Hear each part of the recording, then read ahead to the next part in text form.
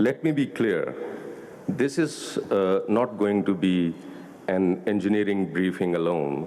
It is the first institutional statement after the inaugural and the keynote address. My purpose is to place the treaty's operating record before this forum. The Indus Waters Treaty is a conflict prevention system, whereas the Permanent Indus Commission is the mechanism that keeps that system alive. Next, please. Ladies and gentlemen, I will not duplicate the political keynote, the legal analysis, the humanitarian assessment, or the security discussion for that matter that will follow. My role is narrower, but essential. I'll place before this forum the operating record of the treaty, what the treaty requires, what Pakistan has done, and what happens when the routine channels are blocked. This is where the principle meets the practice. Next, please. For Pakistan, this is national security, not merely the hydrology. Flow predictability is not, ladies and gentlemen, a luxury of planning. It is part of the survival architecture of the state. When the lives and livelihoods of 240 million people are tied to the Indus Basin, when more than 80% of the arable land depends on these waters, which constitutes around 45 million acres of land, which is being irrigated by the canal water. More than 80% of the arable land depends on these waters, which constitutes around 45 million acres of land, which is being irrigated by the canal waters, and that is a promise the state makes with the farmers. When agriculture contributes almost a quarter of GDP and 1/3 of the employment, water uncertainty becomes the national uncertainty. Pakistan's restraint has been deliberate, but water, food, livelihood, and social stability are not negotiable abstractions. That is why Pakistan has publicly defined the strategic threshold for any attempt to stop or divert the treaty waters belonging to Pakistan. Next, please. The treaty converted a territorial river system into a legal architecture by way of limiting, fixing and delimiting the rights and obligations of the parties so to each other.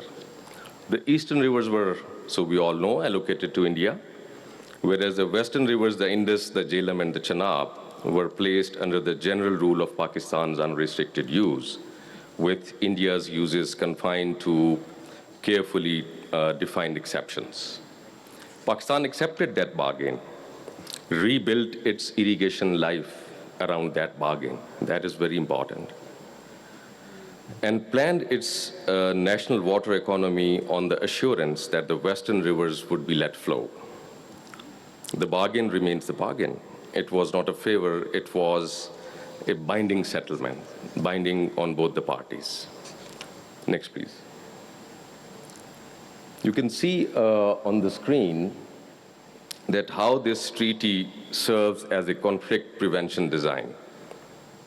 Ladies and gentlemen, the treaty is basically engineering for peace, which works because the four elements operate together: the allocation, the cooperation, the institution, and the dispute control. Allocation tells each side that what it may use and what it may not use. Cooperation provides data, notice, and inspection. And the Commission gives a regular channel of communication, whereas the Article 9 gives a safety valve when questions cannot be settled bilaterally. You just remove one element and the peace function starts to fail. Therefore, the abeyance is not a diplomatic slogan. We need to understand that it is an attempt to disable the stabilizing architecture. Next, please. Next. Now I would come to the Article 8 of the total 12 articles of the treaty, which makes the commission, the Permanent Indus Commission, the treaty's early warning system. Ladies and gentlemen, it is not a mailbox or a post office. It is, in fact, the operating mechanism that keeps water out of conflict. The Commission converts suspicion into data, and data into verification, and verification into the settlements. Regular meetings, tours, project information, Article 6 data, special inspections, and the annual reports are not merely the rituals or formalities. They are the treaty's first safety device. When the Commission is blocked, consequently, the first stage of dispute avoidance is blocked. Next, please. Now coming to one of the most important articles of the treaty, that is Article 9.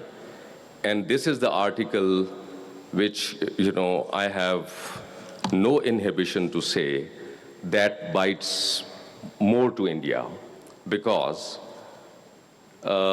this is basically not a courtroom afterthought. This is basically one of the articles of the treaty which provides a very elaborate dispute resolution mechanism, which starts at a bilateral level, at the Commission level, and in case the bilateral level settlement does not succeed, then it allows, without any paralysis, to move on to the third forum.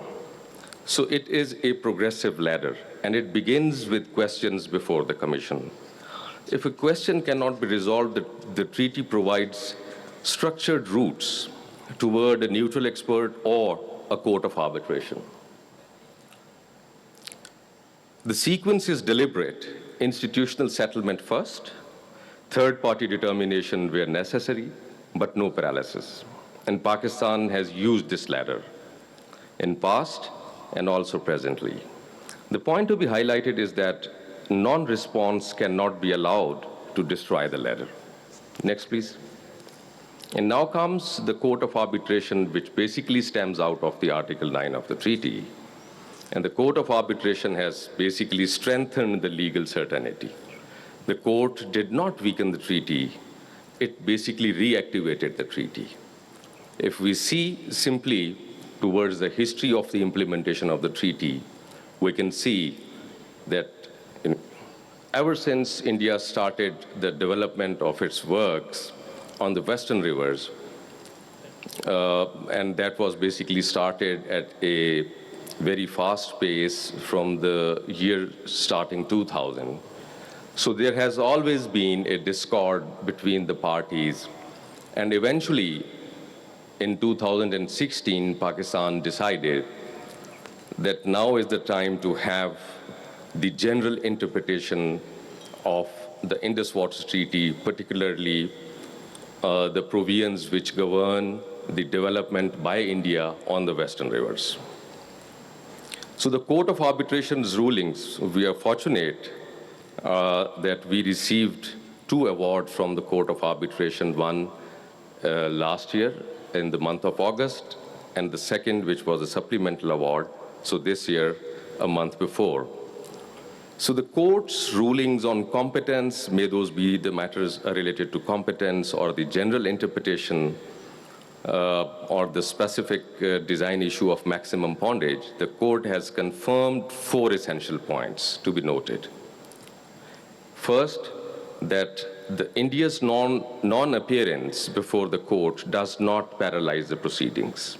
Second, the abeyance posture does not deprive the court of competence. And third, the awards are final, binding, and controlling. And India must let flow the Western rivers with treaty exceptions applied strictly. Ladies and gentlemen, this is not a political rhetoric, and it is no more a Pakistan's position paper. It is the treaty speaking through its own court. Next, please. So let's talk about, in specific terms, about the awards, that, how these awards operationalize the terms of the treaty. The court's award translate the legal obligations into the operational discipline like the let flow, is the general rule for the Western rivers and an obligation for India to fulfill. And runoff river hydropower is permitted to India only within the Article 3 and Annexure D, and pondage must be realistic. Installed capacity of the new runoff river hydroelectric plants and their anticipated load cannot be inflated to create the operational discretion by way of inflating the pottage. Minimum downstream flow obligations and the environmental concerns must be respected. This is what the court has said. And Pakistan does not object, ladies and gentlemen, to the lawful hydropower. Lawful hydropower is not the problem for Pakistan, but, and it's a very big but, that the unlawful control, excessive discretion, and the opaque operation are the problem. Next, please. Now, I would share briefly that how Pakistan has kept the channel alive despite India's posturing of abeyance. Starting from the year 2025 and 26, the treaty year, which ended on 31st of March this year, the record is basically institutional. Pakistan kept the channel alive. I share it with full responsibility. Pakistan continued to provide the required data. Pakistan sent correspondence. Pakistan requested meetings, inspections, project information, and Article 9 consultations. Pakistan also prepared and transmitted the draft annual report, even in the exceptional circumstances, but there has been no response from the other side. On the other side of the record, before 2025, when India announced to hold the treaty in abeyance, we also see a similar pattern from the Indian side, and that was that there has been no commission meeting after May 2022, no general or special tour of inspection.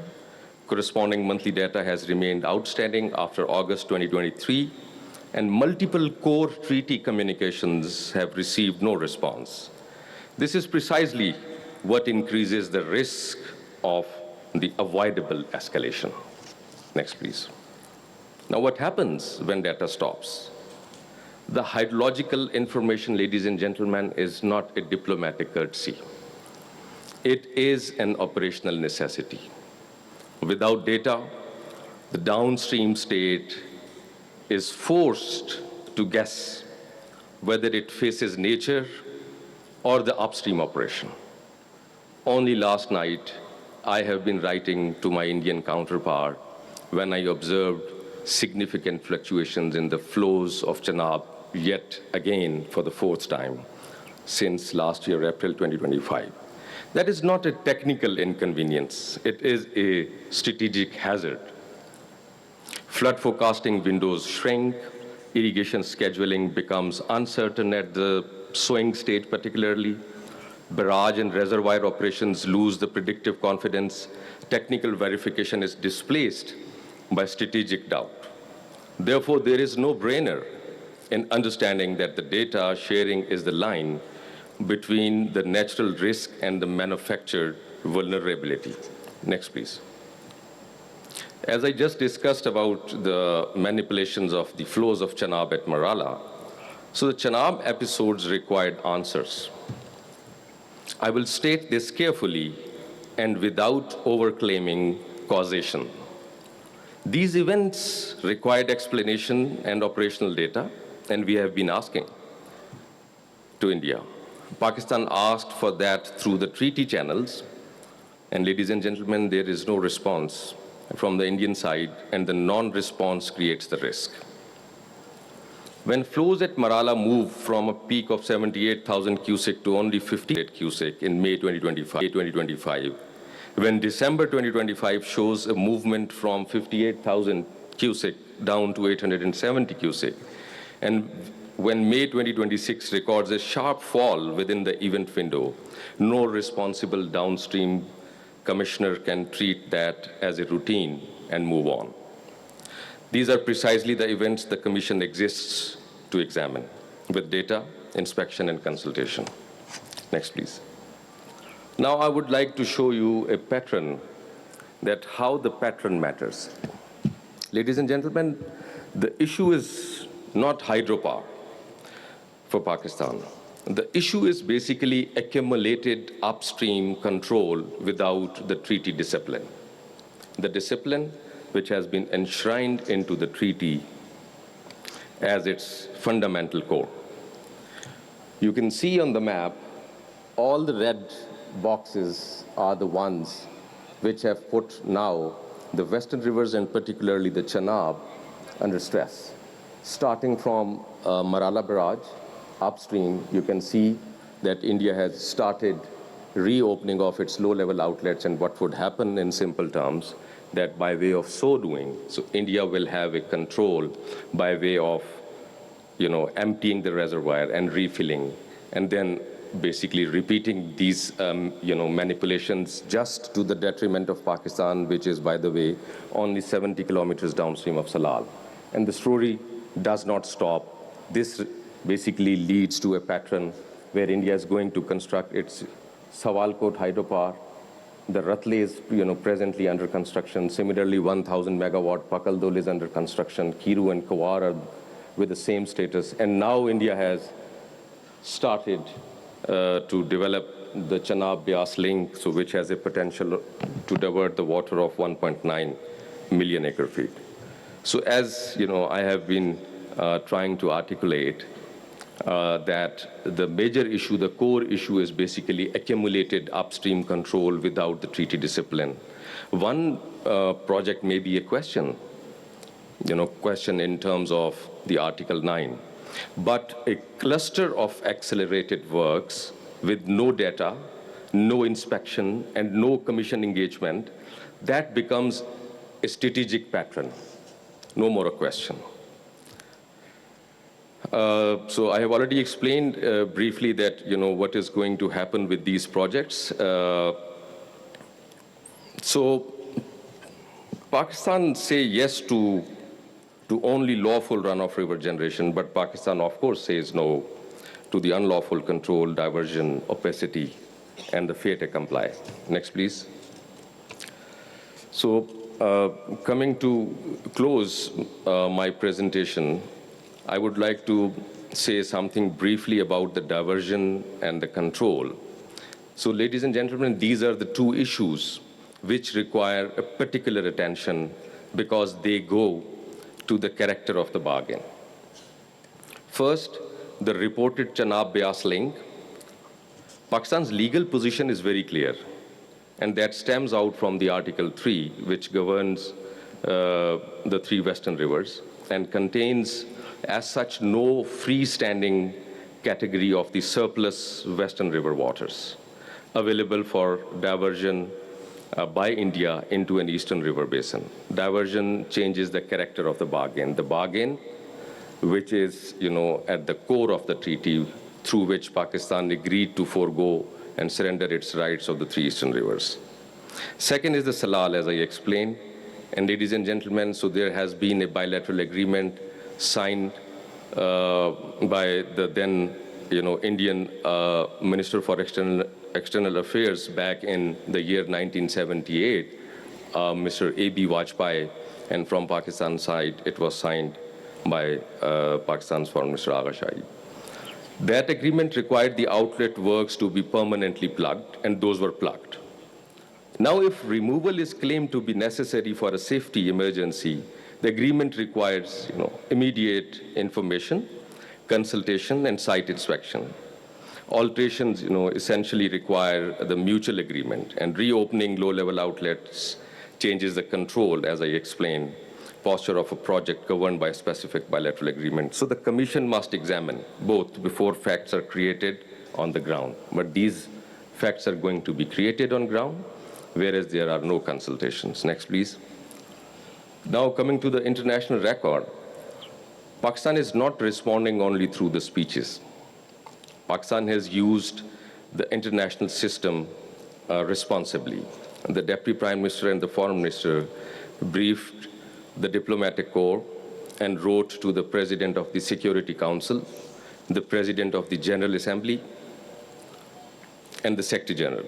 And Pakistan's permanent representative to the UN transmitted the record to the Security Council and the India-Pakistan question, under the India-Pakistan question.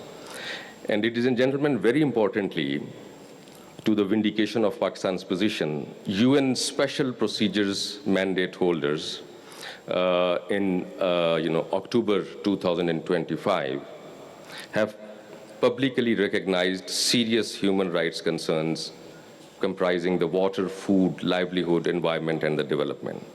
So we are taking the matter to the world not only to internationalize a quarrel, but to prevent a treaty breakdown from becoming a security crisis. Water is life and it cannot be weaponized. Next, please. Something about Pakistan's own water house. So, ladies and gentlemen, this point is equally important. Pakistan is not merely asserting the rights abroad. Pakistan is strengthening its own water house at home. Treaty rights and domestic reform are two sides of the same national water strategy. Pakistan is basically improving the water storage and regulation, the reservoir safety, sediment management, hydropark capacity, water accounting, telemetry, canal rehabilitation, groundwater discipline, climate resilience, and agricultural productivity. We are already on a national journey to protect every drop, measure every flow more accurately, and produce more value from the water we lawfully receive. The stronger Pakistan, of course, becomes at home, the clearer its message becomes abroad. We protect every drop we receive, and we will not accept coercion over any drop we are entitled to receive. Next. So this is the last slide of my presentation where I would like to highlight the significance and importance to restore the framework. The treaty's answer to this stress which we have been discussing so far and will be discussing in the remaining sessions of today's seminar is basically not the abeyance, it is performance. The way forward is very clear. An immediate commission meeting, full restoration of Article 6 data, general and special tours and inspections, project record disclosure, including the drawing standard documents, schedules, hydraulic designs, and operating rules, and Article 9 discipline, beginning with the commission examination and ending with respect for the courts of arbitration and the neutral expert. No unilateral abeyance, no data blackout, no diversion, no fait accompli. The Indus Waters Treaty is alive. The Commission must be therefore allowed to work. The architecture and the operating records are now before the seminar, and the legal, humanitarian, diplomatic, and security consequences will be addressed by the distinguished speakers who follow. So I thank you all.